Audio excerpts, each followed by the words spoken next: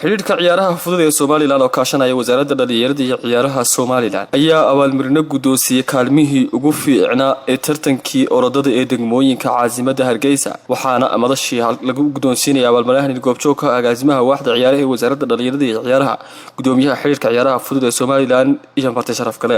ugu horeyntii waxaa halkaasi ka hadlay gudoomiyaha xiriirka ciyaaraha fudud ee Soomaaliland Maxamed Xasan Nageye waxaanu ka warbixiyay marxaladii uu soo maray tartankani halkan maanta waxaan u joognaa inaan runtii ku guddoonsiino jaysadoodii iyo abaalmarintoodii degmada gacan libaaxa ku guuleysatay tartankii degmooyinka Hargeysa lagu qabtay garoonka Hargeysa Stadium degmadan baa kaalinta koobaad gashay kaalinta labaadna waxa galay degmada Ibrahim Koodbuur waan hambalyeynaya laakiin waxaan si khaas ah ugu hambalyeynaya degmada gacan libaaxa ku guuleysatay oo noqotay horyaalka degmooyinka caasimadda Hargeysa إن شاء الله بإذن الله الكريم وحلا يهمبليو آدي بان أبو غادينيا هل كنا ما أنت بحلقو قدونسين دونا شايسدهوجي ويسكوو شراء كوب كايل يلعق إن شاء الله بإذن الله الكريم حيلها يقدري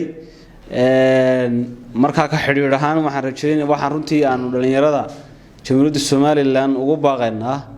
inay runtii isku diyaariyaan sanad cusub baa lagu jiraa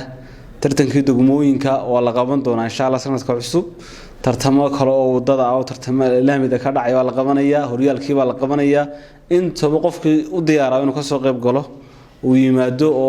oo runtii soo bandhigo khibradiisa ku dahsoon ee orodka waxaan ogsoonahay in adduunyadan maanta runtii waxa kaliya aad magac ku yeelan kartaa oo aad dad iskaga celin kartaa ay tahay in aad noqoto orodyahan waxaan ognahay East Africa markaynu eegayno maanta waxa weeyaan dalalkan Ethiopia iyo Kenya ay kamid yihiin waxay ku caan yihiin waxa weeyaan waa orodo sidoo kale dadka reer waqooyiga ama reer Soomaaliland waxay caan ku yihiin oo si lamida Ethiopia iyo Kenya ay runtii ama ka karti badan yihiin baan oran karnaa ay waxay leeyihiin marka talent orod oo waad ognahay dadka ka soo jeeda waxa kamid ah Maxamed Faarax Jaamac Karaacin Abdi Bila Abdi guulaha qaaliga ka soo hooyay degmadoodana u soo hooyay inay guul gaaraan oo leeyahay waa dadaasheen waxa markasta ka ballan qaadayna inaanu xiriirka ciyaaraha fudud si fiican u shaqeyn doono xiriirkuna uu ciyaartoyda dhiirigeliyo maadaama ay dhalinyaradeenu ka jecel yihiin oo ay inta badan loo buunbuuniyo ciyaarta kubadda cagta iyo waxyaabaha inuu xiriirkuna dhinaciisa dhalinyarada soo jiito oo waxyaabihii ku soo jiidan lahaa oo tan maanta kow ka tahay oo aan noqontii u dambeysay ee dhalinyarada xitaa loo qabto tartan kadiisa oo aan inta badan ku jirno dhalinyarada ay ku farxaan oo abaalmarino la filayn oo kale ay keenaan tan maanta degmooyinka ee dhalinyarada yar laga yaabo inay islahaayeen gudoomiye Nageye saanu idinku yeeri doona goobtan idinku keeni doona waxa leenahay waa ku mahadsantihiin ugu dambeyntii agaasimaha waaxda ciyaaraha ee wasaaradda dhalinyarada iyo ciyaaraha Soomaaliland Cadnaan Ilkacaasi ayaa halkaasi ka hadlay waxaanu sheegay una ballan qaaday inay sanad kasta bixin doonaan abaalmarinaha kaalmaha ugu sareeya maanta halkan waxaynu u joognaa xafladda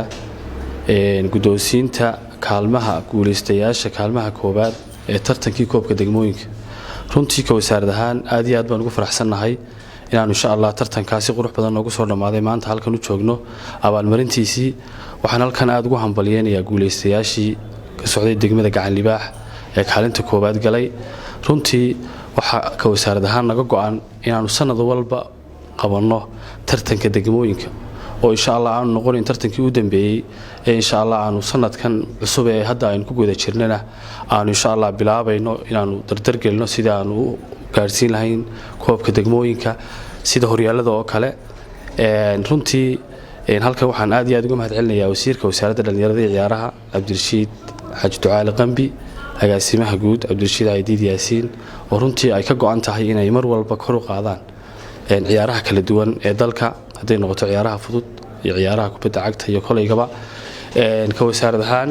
waxaanu jecelahay mar walba inaanu insha Allah dardar gelino ciyaaraha fudud waa ciyaaraha fudud kaalin muhiim ah noogu jiraan runtii waxay ka qayb galaan wadamada caalamka tartanada ka dhacaya internationalka ah runtii waxyaalahan magaceennuna meel fog ku gaaray weeye waxaan leeyahay insha Allah dadaalka halka ka sii wada xirfadda insha Allah ciyaareed ee aad wadaanena waxaan idinku rajeynayaa inaad saa u sii laabtaan insha Allah biidmillaah xiriirka ciyaaraha fududna waxaan leeyahay shaqadii la idin dhigmaday runtii aad iyo aad baa uga soo baxdeen